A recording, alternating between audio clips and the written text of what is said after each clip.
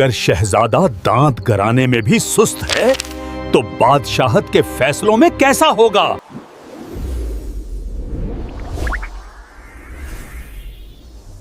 Tension को किल कर दो। बहुत ज़माना पहले स्पेन की सरसब्ज वादियों और पथरीले किलों के बीच एक शानदार सल्तनत थी। उस सल्तनत के महल की दीवारें इतनी बुलंद थीं कि दूर से देखने वाले समझते शायद आसमान को सहारा दे रही हों।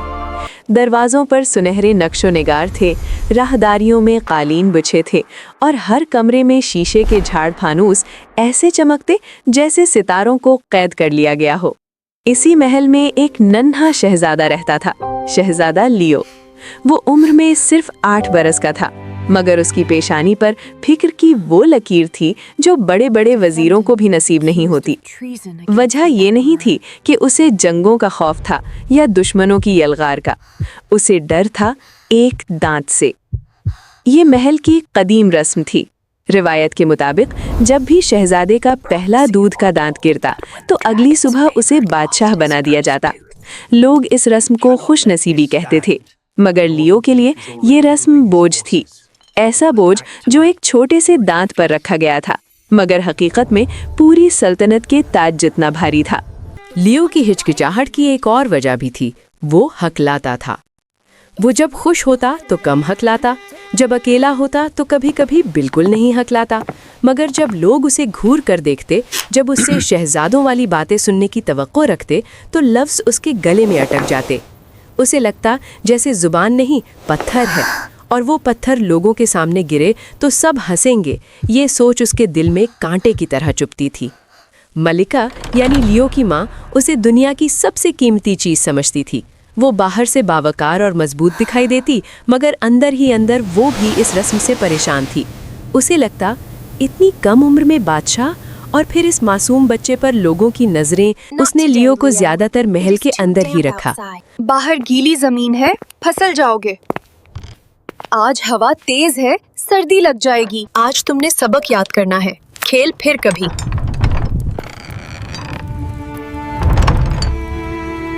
हर बहाना एक ही मकसद, लियो को दौड़ने कूदने गिरने से बचाना ताकि उसके दांत हिल ना जाएं। लियो को भी जैसे सुकून मिलता था। वो सोचता बादशाह बनना तो एक दिन होगा, मगर शायद तब तक मेरी हकलाहट खत्म हो जाए, शायद मैं बड़ा हो जाऊं, शायद। वो खाने में भी एहतियात करने लगा। उसे सेब पसंद थे, मगर अब वो सेब देखकर भी मुंह नहीं खोलता। चबाने वाली मिठाइयाँ तो जैसे उसने भुला ली दी। वो सूप, नरम रोटी, नरम पनीर और दलिए जैसी चीज़ों पर गुजारा करता। कभी कभी बावर्ची उसे खुश करने के लिए नरम केक बनाते, वो भी बस आहिस्ता आहिस्ता खाता। मैं तुम्हें चबाऊंगा नहीं, बस नगलूंगा, तुम मेरे दांत ना छूना। इधर महल के मशीर और दरबारी एक दूसरे से सरगोशियां करते। महल में हुक्मरान तो मलिका थी, मगर सब जानते थे कि रस्म के मुताबिक बादशाह बनने वाला है लियो। मशीरों को लगता था कि सल्तनत को मर्दाना ताज चाहिए, नया बादशाह चाहिए, और उन्हें जल्दी थी। उन्हें बच्चे के खौफ से कोई दिलचस्पी नहीं थी, उन्हें सिर्फ तख्त की जल्दी थी। एक दिन दोपहर के शाही खाने में वो सरगोशियां शोर बन गई। चम्मचों की आवाजें थीं, बर्तन चमक रहे थे। एक मशीर ने बुलंद आवाज में कहा, आखिर कब तक इंतजार किया जाए? दूसरा बोला, सल्तनत को बादशाह चाहिए, ना के ताखीर। तीसरा, जो हमेशा बात को जहर में लपेट कर करता था, तंज से बोला, अगर शहजादा दांत गराने में भी सुस्त है तो बादशाहत के फैसलों में कैसा होगा? लियो ने अपनी प्लेट में पड़े सूप को देखा। उसके हाथ जरा कांपे। वो बोलना चाहता था, मगर लफ्ज न निकले। इसी लम्हे उसे महसूस हुआ कि उसका अगला दांत हिल रहा है, जैसे किसी ने अंदर से हल्के से धक्का दिया हो। मलिका ने अपनी कुर्सी पर सीधी बैठकर बड़ी नरमी मगर मजबूती से कहा, दांत जब तैयार होगा खुद ही गिरेगा। ये जुमला ऐसा था जैसे किसी ने कांच पर हाथ रख दिया हो ताकि वो टूट न जाए, मगर मशीर न रुके।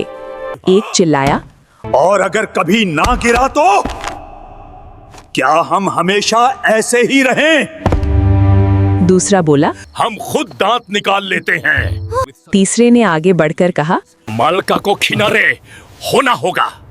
ये वो लम्हा था जब लियो के अंदर कोई चीज जल उठी, शायद डर से, शायद गुस्से से, शायद अपनी माँ की हिफाजत की ख्वाहिश से। वो यकदम खड़ा हुआ, उसकी आवाज हिचकिचाई, बस। और इसी पल, जैसे कुदरत ने भी फैसला सुना दिया हो, उसका हिलता हुआ दांत उसके मुंह से निकलकर हवा में उछला। वो छत के शीशे के झाड़ फानूस से टकराया, चमका और फिर मेज पर आकर टिक की आवाज के साथ रुक गया। दरमियाने मेज में वो दांत ऐसे चमक रहा था जैसे मोती हो। एक लम्हे को खामोशी छा गई, फिर शोर। मुशीरों के चेहरे खिल गए। ये हो गया, कल सुबह ताजपोशी, सल्तनत को बादशाह मिल गया। लियो ने अपने मुंह पर हाथ रखा, उसका दिल डूब रहा था। दांत गिरना एक मामूली बात थी, मगर इस महल में दांत गिरने का मतलब था तख्त चढ़ना, और तख्त चढ़ने का मतलब था लोगों के सामने बोलना, फैसले करना, हुक्म चलाना। और अगर वो हकला गया तो? उस रात महल में जश्न की तैयारियां शुरू हुई। बावर्चियों ने बड़े बड़े चूल्हे जलाए। भुने हुए गोश्त की खुशबू, मसालों की महक, मिठाइयों की शीरीनी, सब कुछ जैसे दीवारों में जज्ब हो गया। एक तरफ खुशी का शोर था, दूसरी तरफ लियो के दिल में खामोशी का तूफान। दरबारी दांत के बारे में तरह तरह के मशवरे दे रहे थे। इसे जवाहरात के डिब्बे में रखें, इसे खजाने में महफूज करें, इस पर बादशाही मोहर लगाएं। एक मुशीर ने तो हद कर दी। बादशाह के ताज में इस दांत को जुड़ दें, जैसे कीमती नगीना। लियो को लगा जैसे उसका सांस रुक रहा हो। उसने अपनी माँ की तरफ देखा। क्या वो इस मजाक को रोकेगी? क्या वो उसे बचाएगी? मलिका ने थोड़ा तवक्कुफ किया, फिर कहा, हम रटौन पेरिस से मदद लेंगे। ये नाम सुनकर दरबार में सरगोशियां फैल गईं। कुछ ने अकीदत से सर हिलाया, कुछ ने कहा टूथ माउस हमेशा तोहफा छोड़ता है। किसी ने जोश में कहा शाही दांत है, तोहफा भी शाही होना चाहिए। लियो ने धीरे से पूछा, वो कौन है? मलका ने नरमी से समझाया, जब बच्चे का दूध का दांत गिरता है तो वो रतौन पेरिस को खत लिखकर तकिए के नीचे रख देता है। रात को वो जादुई चूहा आता है, दांत ले जाता है और बदले में तोहफा देता है। ये सुनकर लियो के दिल में एक उम्मीद जागी। शायद कोई मौजज़ा हो, शायद दांत वापस लग जाए, या ताजपोशी टल जाए, या कोई ऐसा तोहफा मिल जाए कि लोग उसकी हकलाहट पर तवज्जो न दें। वो अपने कमरे में आया। कमरा खूबसूरत था, खिलौने, सुनहरी किताबें, नर्म बिस्तर, पर्दे, मगर लियो की नज़र को कोई चीज़ खुश न कर सकी।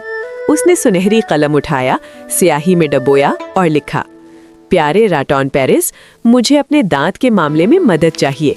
ये खत छोटा था, मगर लियो की घबराहट बड़ी थी। उसने खत तकिए के नीचे रखा, चिराग बुझाया और लिहाफ में दुबक गया। नींद नहीं आ रही थी। उसे लगता था कि हर लम्हा उसे बादशाहत के करीब खींच रहा है। फिर कब आंख लग गई, उसे खबर न हुई। आधी रात को उसने अपने माथे पर कुछ नर्म सा महसूस किया। वो चौंक कर नीम व आंख से देखने लगा। सामने एक नन्हा सा चूहा खड़ा था।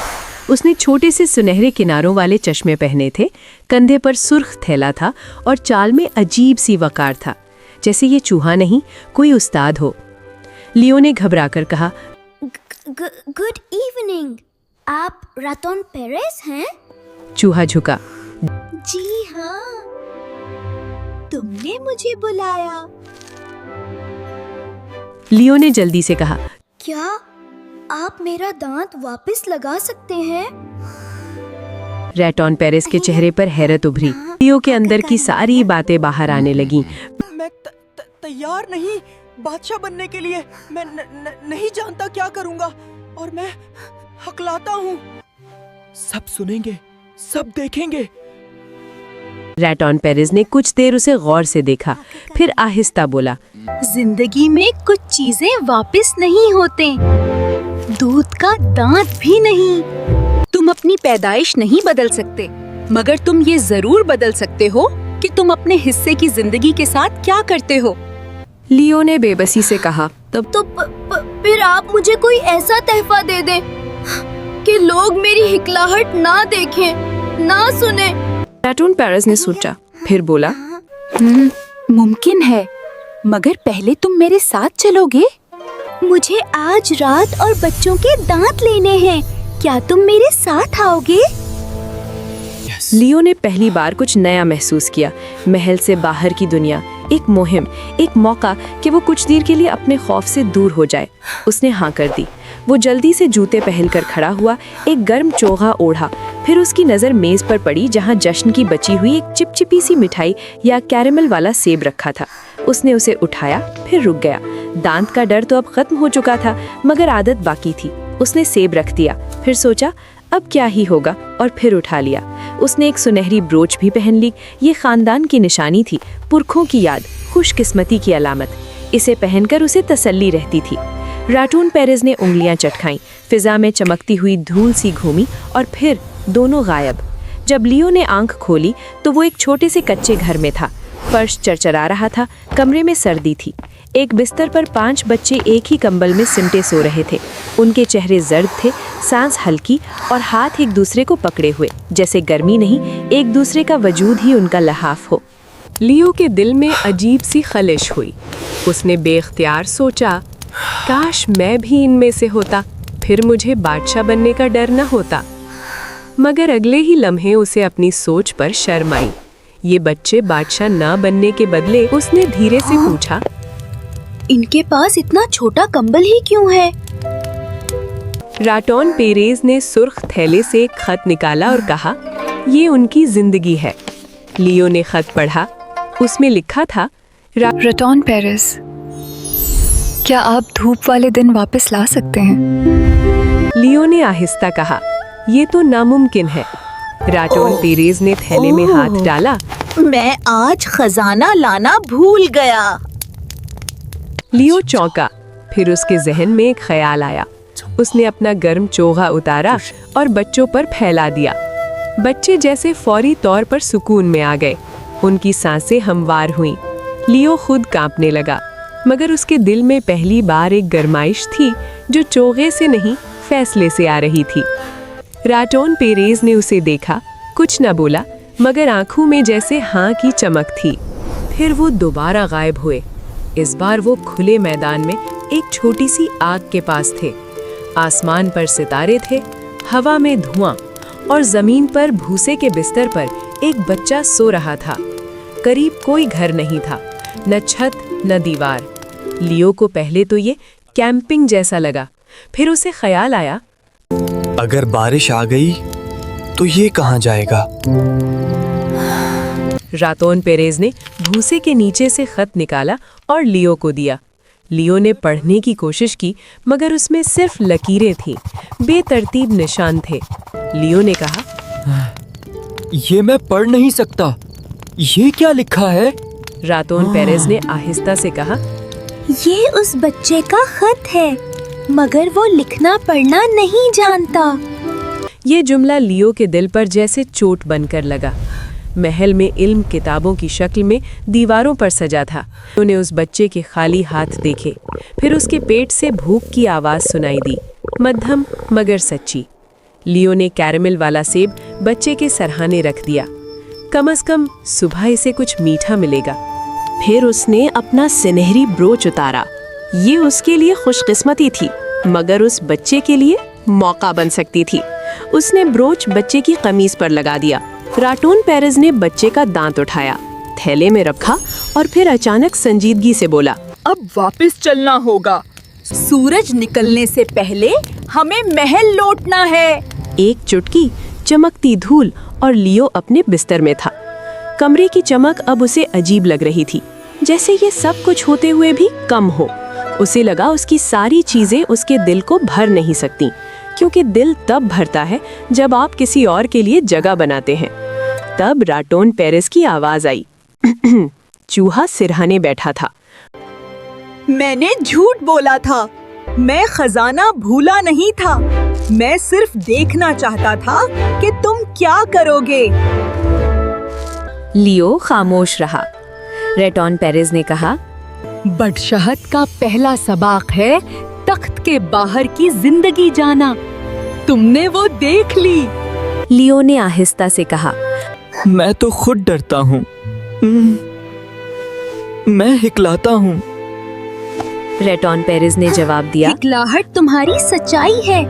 इसे छुपाने की कोशिश मत करो। इसे अपने काम से छूटा कर दो। लोग तुम्हें याद नहीं रखेंगे कि तुमने लफ्ज कहाँ उठकाया। वो याद रखेंगे कि तुमने किसकी जिंदगी आसान की। सुबह महल में नक्कारे बजे, मुलाजिम दौड़े, कपड़े बदले गए, ताजपोशी का लिबास पहना दिया गया। लियो के हाथ ठंडे थे, मगर आंखों में रात की तस्वीर थी। वो सहन में निकला तो देखा पूरी सल्तनत जमा है। लोग, बूढ़े, जवान, बच्चे, अमीर, गरीब, एक समंदर चेहरे। मशीर भी मौजूद थे और उनकी आंखों में वही जल्दी थी। मलिका आगे बढ़ी, ताज उठाया और बुलंद आवाज में बोली, इस ताज के साथ मैं तुम्हें खिदमत की जिम्मेदारी देती हूँ। हिकमत और नरमी के साथ हुकूमत करना। ताज लियो के सर पर रखा गया। वो ताज वाकई भारी था, मगर इस रात के बाद लियो को मालूम था कि ताज का वजन सोने से नहीं, जिम्मेदारी से बनता है। लोगों ने नारे लगाए, बादशाह लियो, तकरीर, तकरीर। लियो की सांस तेज हुई, जबान जैसे फिर भारी होने लगी। उसे लगा हकलाहट दरवाजा खटखटा रही है। फिर उसकी नजर हुजूम में कुछ चेहरों पर पड़ी। वही बच्चे जिन्हें उसने रात देखा था। उन्हें यहाँ देखकर उसे हैरत भी हुई और दिल में एक चिंगारी भी जली। मैंने उन्हें देखा था, अब मैं उन्हें नजरअंदाज नहीं कर सकता। वो आगे बढ़ा, हुजूम खामोश हो गया। उसने बोलना शुरू किया और हाँ, वो हकला रहा था, मगर अब हकलाहट उसके अंदर खौफ नहीं बना रही थी, बस आवाज का हिस्सा थी। मेरे पहले हुक्म में उसने कहा, मैं ऐलान करता हूँ कि आज से इस सल्तनत में कोई भूखा नहीं सोएगा। लोगों में सरगोशियां हुई, हैरत, खुशी, कुछ की आंखें नम हो गईं। मशीरों के चेहरे पर घबराहट दौड़ गई। एक ने कान में कहा, ये खजाना खाली कर देगा। दूसरा चिल्लाया, ये रिवायत के खिलाफ है। लियो ने रुककर सांस लिया, फिर अगला जुमला बोला और उस जुमले में उस रात की दूसरी तस्वीर थी। और मैं ऐलान करता हूँ कि सब बच्चों को तालीम मिलेगी, पढ़ना लिखना सब सीखेंगे। मशीर वाकई घबरा गए। ये कैसे होगा? इतने खर्चे? ये बादशाह बच्चा है। लोगों ने मगर नारे बुलंद कर दिए। उन्हें पहली बार लगा कि ताज उनके सर से दूर नहीं, उनके दिल के करीब है। मलिका ने मुशीरों की तरफ देखा। उसकी आवाज पुरसकून थी मगर मजबूत। अगर रियाया पेट भरकर खाए और इल्म हासिल करे तो सल्तनत कमजोर नहीं होगी, मजबूत होगी। इसी लम्हे किनारे पर रेटॉन पेरेज नजर आया। वो छोटे कदमों से चलता हुआ आया, जैसे कोई पुराना दोस्त खामोशी से मुबारक देने आया हो। लियो ने उसे देखा और मुस्कुरा दिया। इस मुस्कुराहट में दांत की खाली जगह नुमाया थी, मगर इस खाली जगह में शर्मिंदगी नहीं थी, उम्मीद थी। लियो ने धीरे से कहा, आपने मुझे सबसे बड़ा खजाना दिया, ये समझ कि मैं बादशाह बनने से रुक नहीं सकता। मगर बादशाह बनकर मैं क्या करूं? ये मेरा इख्तियार है। रेटॉन पेरेज ने सर हिलाया। उसकी आंखों में भी एक नर्म सी खुशी थी।